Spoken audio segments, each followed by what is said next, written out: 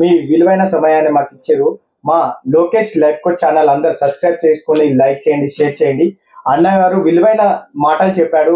అన్న మాటలు చెప్తే నాకు కూడా ఇన్స్పైర్ అయినా అన్న వల్ల. అన్న థ్యాంక్ యూ అన్న, thank you very much. Thank you Lokesh, thank you so much. Thank you. మీరు ఇట్లే బాగా ఎదగాలి, మంచి ఉన్నత స్థాయికి రావాలి. మీ లైఫ్ అనేటువంటిది కొన్ని వందల వేల లక్షల మంది కూడా ఒక లైఫ్ కావాలని చెప్పేసి కూడా కోరుకుంటాం. Thank you. నమస్తే అన్నకు చాలా ధన్యవాదాలు. అన్న ఒక లాస్ట్ విషయం ఏంటంటే, యువత ఇప్పుడు ఏంటంటే ఎగ్జామ్ 2 రోజులు ఉందనగా ప్రిపేర్ అవుతున్నారు.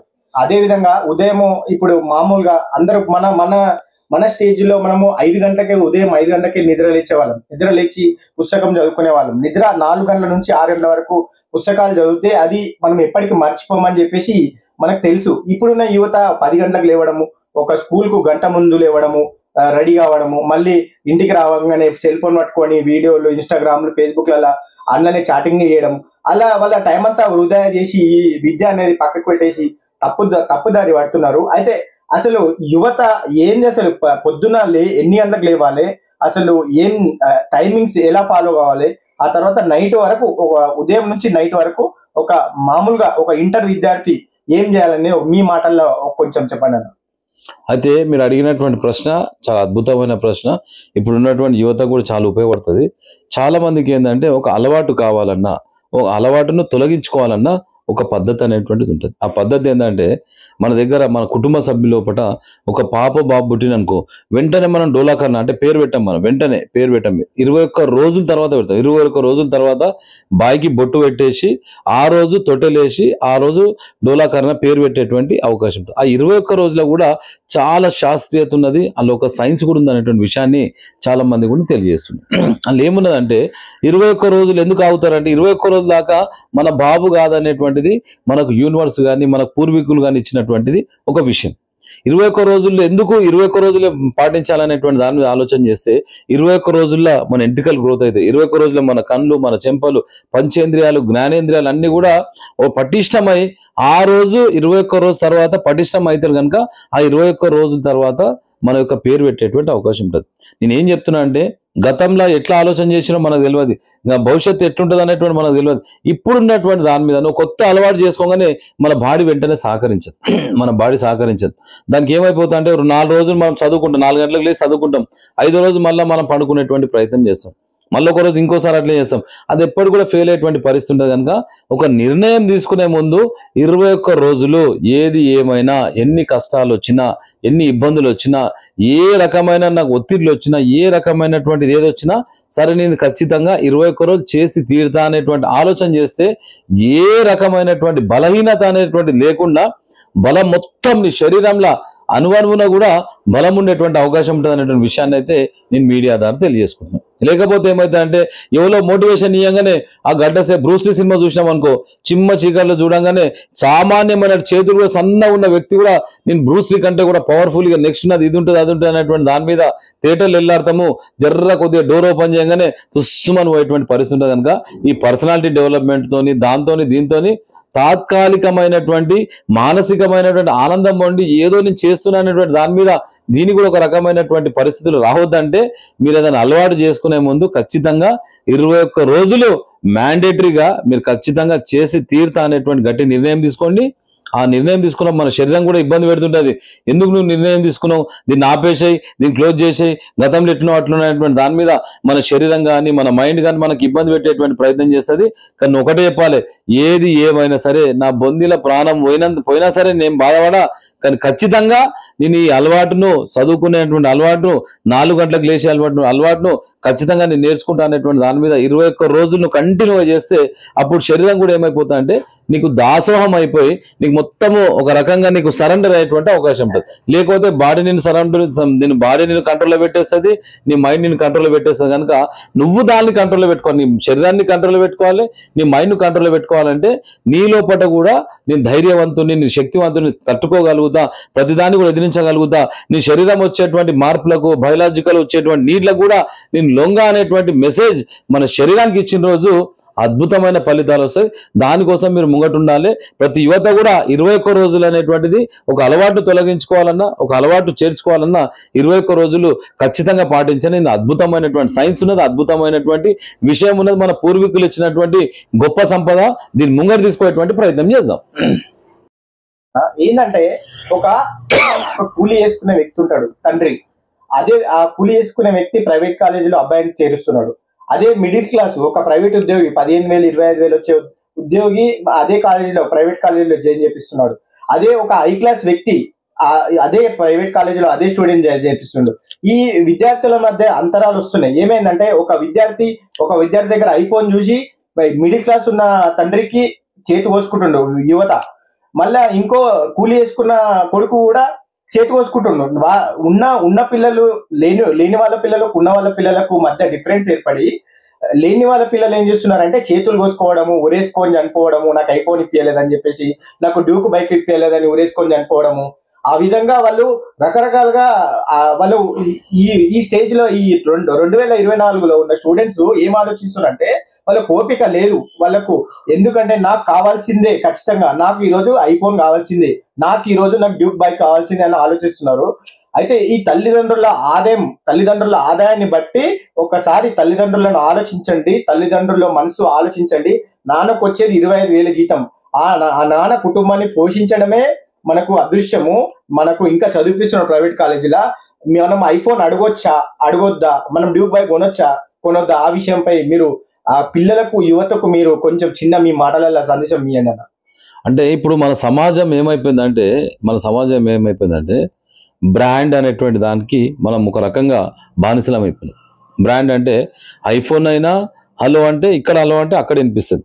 అందులో ఏవైతే ఆప్షన్స్ ఉంటాయో చాలా దాంట్లో కూడా అవే ఉంటాయి. అందులో ఏదో ఉంటుంది, ఏదో గొప్పతనం ఉంటుంది అనేటువంటి దాని మీద మనకు తెలియకుండా ప్రచార సాధనాల ద్వారా ఏమైపోతుందంటే వాళ్ళ మైండ్లో మొత్తము ఆ రకంగా డంప్ కావడం వల్ల వాళ్ళ ఆలోచనలో మార్పు వచ్చేటువంటి పరిస్థితి ఉన్నది. నేను చెప్తున్న చిన్నారులకు కానీ, యువతకు కానీ, మధ్య వయస్కులకు కానీ అందరూ కూడా నేను మనస్ఫూర్తి తెలియజేసుకుంటున్నా ఏంటంటే ఏ ఫోన్ అయినా ఒకటే, ఏ బట్ట అయినా ఒకటే, ఏ వాచ్ అయినా ఒకటే. ఆ వాచ్ అయినా నువ్వు 10 కోట్లు పెట్టుకున్నటువంటి ఒక గొప్ప సెలబ్రిటీ పెట్టుకునే వాచ్ అయినా అది 24 గంటలే ఉంటుంది. సామాన్యమైనటువంటి రిక్షా పెట్టుకునేటువంటి వాచ్లో కూడా 24 గంటలు ఉంటుంది. ఈ రకమైనటువంటి భావాలు, ఈ రకమైన ఆలోచనలు రావాలనేటువంటి దాని మీద కూడా పెద్ద ఎత్తున కార్యక్రమాలు చేస్తే కూడా వాళ్ళు ఏమనుకుంటారంటే 10 కోట్ల వాచ్ పెడితే గొప్ప అనేటువంటి ఆలోచన చేస్తారు. అందులో కూడా 24 గంటలే మనకు టైం కనిపిస్తుంది. ఇంట్లో కూడా నీకు 100 రూపాయల వాచ్లో కూడా 24 గంటలే టైం కనిపిస్తుంది. కానీ మనం మీద ప్రెస్టేజ్కి పోయి వాళ్ళు పెట్టుకుని నేను పెట్టుకుంటా అనేటువంటి దాన్ని అనుకరణ అనేటువంటిది మనం ఏం చేస్తుంది అంటే మన జీవితాన్ని మొత్తం నాశనం చేసేటువంటి ప్రయత్నం చేస్తే కనుక అనుకరణ పక్కకు పెట్టేసి ఏది తీసుకున్నా నేను సగర్వంగా, నేను గౌరవంగా తీసుకునేటువంటి ప్రయత్నం చేయాలి. రూపాయి వస్తువును వాళ్ళు 1000 రూపాయలకు అమ్మేటువంటి దాంట్లో నేను ఓను. రూపాయి వస్తువు సంబంధించినటువంటి నా సంపాదన నా చేతిలో నిమ్మకాయ ఉన్నది, నేను బాజాబ్తే నిమ్మకాయ జ్యూస్ తాగేటువంటి ప్రయత్నం చేస్తా, లేని యాపిల్ జ్యూస్ తాగనేటువంటి ఆలోచన చేసిన రోజు నీ ఆలోచనలో మార్పు వచ్చేసి నువ్వు ఒక మంచి ఉన్నతమైనటువంటి వ్యక్తిత్వం కలిగినటువంటి వ్యక్తిగా అయ్యేటువంటి అవకాశం ఉంటుంది. వాళ్ళు కొన్నారు నేను కొనాలనేటువంటి దాని మీద తల్లిదండ్రులను ఇబ్బంది పెట్టి, తల్లిదండ్రులు భయభ్రాంతులకు గురి చేసి, తల్లిదండ్రులను బ్లాక్మెయిల్ చేసి ఈరోజు బలవంతంగా తీసుకున్నా కూడా దాంతో వచ్చేటువంటి ప్రయోజనం ఏం లేదు. అది నువ్వు తీసుకున్నంత వరకు నీకు ఒక రకమైనటువంటి మజా ఉంటుంది. తీసుకున్న తర్వాత దాంట్లో ఉన్నటువంటి మజా అనేటువంటి కిక్ అనేది వెళ్ళిపోయేటువంటి పరిస్థితి ఉంటుంది. కనుక అది కాదు మనకు కావాల్సిన కిక్ ఎప్పుడంటే వాడు ఐఫోన్ పెట్టినప్పుడు, ఒక డబ్బా ఫోన్ పెట్టినప్పుడు అది కిక్. అందులో ఉంటుంది మజా, అందులో గొప్పతనం ఉంటుంది, అందులో మజా ఉంటుంది. ఆ మజా నువ్వు తీసుకునేటువంటి ప్రయత్నం చేయాలి. వాడు 10,000 ఒక షర్టు కొనుక్కున్నాడు అనుకో, నువ్వు ఒక 4,000 మటుకు 200తో షర్టు ఇంట్లో కిక్ ఉంటుంది అనేటువంటి ఆలోచన చేయి. వాళ్ళు ఒక 10,000 చెప్పులు వేస్తే నువ్వు 200 రూపాయల చెప్పు అందులో కిక్ ఉంటుంది అనేటువంటి ఆలోచన చేయి. వాడు 5,000 బ్యాగ్ వేసుకున్నాడు అనుకో, నువ్వు 5,600 బ్యాగ్ వేసుకుని అందులో కిక్కు చేసుకున్నాడు. నీ జీవితం అనేటువంటిది సమాజానికి ఒక కిక్కు కావాలి. నేటి యువతరానికి కూడా కిక్ ఇచ్చేటువంటి దానికి నువ్వు ముంగట ఉండాలంటే అందరికంటే భిన్నంగా ఆలోచన చేయాలి. ప్రతి పైసా కూడా అల్లున్నది ఇల్లున్నది సేమ్ ఉండేటువంటి ఉంటది. కనుక మనం ఏదో అద్భుతం ఉంటుంది, ఏదో అద్భుతం జరుగుతుంది అనేటువంటిది భ్రమలలో బతకొద్దు. అనెస్థేషియాకు మనం లోను కావద్దు అనేటువంటి దాని మీద కూడా మీరు ఆలోచన చేసుకోవాలనే విషయాన్ని కూడా యువతకు తెలియజేసుకున్నాం. మీరు ఆలోచన చేసిన రోజు మీ జీవితంలో మీరు బతికినంత కాలము ఒక్క రూపాయి కూడా అప్పు లేకుండా బతికేటువంటి అవకాశం ఉంటుంది. ఉన్న దాంట్లో సరిదిద్దుకునేటువంటి అవకాశం ఉంటుంది. అక్కడ తల్లిదండ్రులు కూడా ఆనందంగా ఉంటారు, మీ కుటుంబ సభ్యులు కూడా ఆనందంగా ఉంటారు, మీ గురువులు కూడా ఆనందంగా ఉంటారు, మన సమాజం కూడా ఆనందంగా ఉంటుంది. ఏదో అప్పులు చేసేసి మీ అమ్మ నాన్న తీసుకొచ్చి వాళ్ళు ఆత్మహత్య చేసుకున్నారనుకో మీరు అనాథలయ్యేటువంటి పరిస్థితి ఉంటుంది. కనుక అటువంటి పరిస్థితి రావద్దంటే మీరు చిన్నారులు మన తెలంగాణ రాష్ట్రంలో సంగారెడ్డి జిల్లా ఉన్నటువంటి ప్రతి చిన్నారి ప్రతి యువత కూడా చాలా అచంచలమైనటువంటి తెలివితేటలు ఉన్నటువంటి యువత ఉన్నది కనుక మీరు ఒకసారి మేల్కొనేటువంటి ప్రయత్నం చేయాలి. మీరు దానికి బ్రాండ్ కనుక ఏదో వస్తువులు బ్రాండ్ కాదు, మన శరీరం బ్రాండ్, మన ఆలోచన బ్రాండ్, మన తెలివి బ్రాండ్, మనకు ఉన్నటువంటి ఏదైతే ఎన్ని రకాలు ఉన్నటువంటి అది బ్రాండ్, దాన్ని మనం ఉపయోగించుకునేటువంటి ప్రయత్నం చేయాలి తప్ప అది మనకు మనిషి తయారు చేసింది బ్రాండ్ కాదు, మనిషే పెద్ద బ్రాండ్ అనేటువంటిది ఆలోచన చేసుకున్న రోజు అద్భుతమైనటువంటి ఫలితాలు వస్తాయి. ఆ ఫలితాల కోసం మేమందరం కూడా 1000 కళ్ళతో ఎదురు చూస్తుంటాం అనేటువంటి విషయాన్ని కూడా నేను తెలియజేసుకుంటున్నాను. తర్వాత ఏంటంటే ఇప్పుడు వచ్చేసి 10th దాకా తల్లిదండ్రులు చూసుకుంటారు అన్న బాధ్యత. 10th తర్వాత ఇంటర్కు డిగ్రీకి వచ్చేసరికి నేను బీకామ్ చదువుకోవాలా, బైపీసీ ఇవ్వాలా, ఎంపీసీ ఇవ్వాలా అని చెప్పేసి తల్లిదండ్రులు పిల్లలకి ఏం చెప్పడం లేదు. డైరెక్ట్ మీకు ఆల్రెడీ మీకు ఏ సబ్జెక్ట్ ఇష్టమో ఆ సబ్జెక్ట్ చదవండి అని చెప్తున్నారు. అయితే తల్లిదండ్రులు అనుభవం అయితే పిల్లగాన్ని కూర్చోబెట్టి అడిగి అసలు ఎందులో ఏ ప్రభుత్వోద్యోగాలు ఉన్నాయా, ప్రైవేట్ ఉద్యోగ అవకాశాలు ఉన్నాయా, ఆ అవకాశాలు దేని ప్రకారం మనం పిల్లగానికి చదివించే బాధ్యత తల్లిదండ్రులది. కాబట్టి తల్లిదండ్రులు పిల్లలకు చెప్పాల్సిన అవసరం ఉంది. కాబట్టి మీ ఉద్దేశంలో తల్లిదండ్రుల గురించి ఒకసారి తల్లిదండ్రులు పిల్లలకు ఏం చెప్పాలని చెప్పి ఒకసారి చెప్పండి. అయితే తల్లిదండ్రులు ఆలోచన ఏముంటుందంటే నా కొడుకు డాక్టర్ కావాలి, నా కొడుకు ఇంజనీర్ కావాలి, నా కొడుకు ఐఏఎస్ కావాలి, నా కొడుకు ఐపీఎస్ కావాలి. ఎవరినో చూసి ఎవరిలో స్టోరీలని ఏదో పర్సనాలిటీ డెవలప్మెంట్ సంబంధించిన వీడియోస్ చూడంగానే తండ్రి లోపల ఆ భావాలు వచ్చేస్తుంది. అంటే సామాన్యమైనటువంటి పరిస్థితి ఎట్లయిందంటే ఒక కుటుంబంలో ఉన్నటువంటి ఎట్లుందంటే వాళ్ళ కుటుంబం పోషించుకొని చాలా ఇబ్బంది, వాళ్ళ ఆర్థిక పరిస్థితులు ఇబ్బంది, వాళ్ళకు ఉన్నటువంటి కష్టాలు, వాళ్ళకు ఉన్నటువంటి బాధలు, సమాజంలో ఉన్నటువంటి డబ్బు దొరకని పరిస్థితి, అప్పు చేసేటువంటి పరిస్థితి, ఇవన్నీ ఉన్నాక కూడా మళ్ళీ కొడుకు ఆలోచన కంటే కూడా తండ్రి ఆలోచన బలవంతాన కొడుకు లోపల రుద్దడమే పెద్ద ఫెయిల్యూర్ అయ్యేటువంటి పరిస్థితి ఉన్నది. నేనేం చెప్తున్నా అంటే కొడుకుకు దేంట్లో ఆసక్తి ఉన్నది, క్రీడల ఆసక్తి ఉన్నదా, సైన్స్ ఆసక్తి ఉందా, మ్యాథమెటిక్స్ ఆసక్తి ఉందా, అందులోకి ఎన్లా ఆసక్తి ఉందా అనేటువంటి దాని మీద పూర్తిగా తెలుసుకునేటువంటి బాధ్యత కూడా తండ్రికి ఉంటుంది అనేటువంటి విషయాన్ని, తల్లిదండ్రులకు ఉంటుంది అనేటువంటి విషయాన్ని కూడా తెలియజేసుకుంటా. బలవంతాన రుద్దుతే ఈ మధ్యలో మనం చూస్తున్నాం. ఆ బలవంతాన ఏంటంటే నా పరువు పోతుంది, పరువు అనేటువంటి దాని మీద లేని ప్రెస్టేషన్కు యాంగ్జైటీ తీసుకొచ్చి పిల్లల మీద బలవంతాన ప్రెషర్ పెట్టి వాళ్ళ ప్రాణాలు పోయేటువంటి పరిస్థితి కనుక దయచేసి తల్లిదండ్రులకు, సమాజానికి, సమాజంలో ఉన్నటువంటి పెద్ద మనుషులకు, విద్యార్థులకు నేను చేతులు జోడించి నమస్కరిస్తున్నా. ఏంటంటే విద్యార్థులకు ఎన్నో మన లోకేష్ లైఫ్ కోచ్ ఛానల్ను ఆదరిస్తున్నందుకు అందరికీ ధన్యవాదాలు. మన ఛానల్ను అందరూ సబ్స్క్రైబ్ చేసుకోండి, లైక్ చేయండి, షేర్ చేయండి. అయితే మనము ఇన్ని రోజులు జీవితం అంటే ఏంది ప్రతి ఒక్క వీడియోలో మీకు చెప్తూ వచ్చాను. మా అన్నగారు కూన వేణుగోపాల్ అన్నగారు TYSS Telangana youth state president అధ్యక్షులు అన్నగారితో మనం ఇంటర్వ్యూ తీసుకుంటున్నాం ఈరోజు. యువత మీరు ఈ వీడియోను తప్పక చూడాలి అందరూ ఖచ్చితంగా. ఎందుకంటే మనము మీ అనుభవాలు మీతో పంచుకుంటాడు.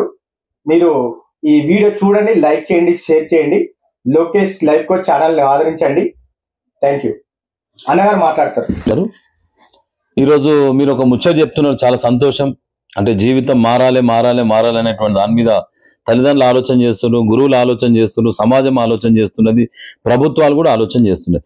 ఎందుకు మారలేకపోతున్నారంటే మన దగ్గర ఉన్నటువంటి సమాజం ఉన్నటువంటి విద్యా వ్యవస్థ ఎట్లుందంటే మార్కుల విద్యా వ్యవస్థ ఉన్నది.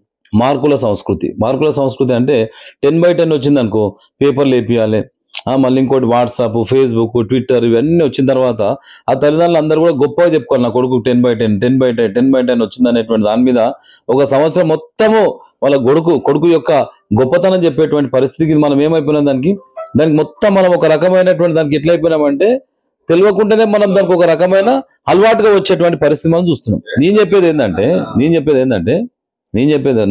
ఒకటే ఉద్దేశం ఏంటంటే మనం మార్కుల సంస్కృతి కాదు, మార్పుల సంస్కృతి కావాలి. మార్పుల సంస్కృతి అంటే పిల్లల లోపల ఉన్నటువంటి తెలివితేటలు ఎట్లున్నాయి, నైపుణ్యం ఎట్లున్నది, ఏ రకంగా సొంతగా ఆలోచన చేయగలుగుతాడు, సొంతగా ఆలోచన చేయడానికి ప్రభుత్వం ఏం చేస్తారు, సొంతగా ఆలోచన చేయడానికి తల్లిదండ్రులు ఏం చేస్తారు, సొంతగా ఆలోచన చేయడానికి ఉపాధ్యాయులు ఏం చేస్తారు, సొంతగా ఆలోచన చేయడానికి ఈ స్కూల్లో ఉన్నటువంటి విద్యా వ్యవస్థ ఏ రకమైన నిర్ణయాలు తీసుకుంటారు. అప్పుడు మా విద్యార్థుల యొక్క వికాసం ఎట్లుంటుందంటే అసలు రాకెట్ కంటే స్పీడ్గా అభివృద్ధి చెందేటువంటి అవకాశం ఉంటుందని నా వ్యక్తిగత అభిప్రాయం.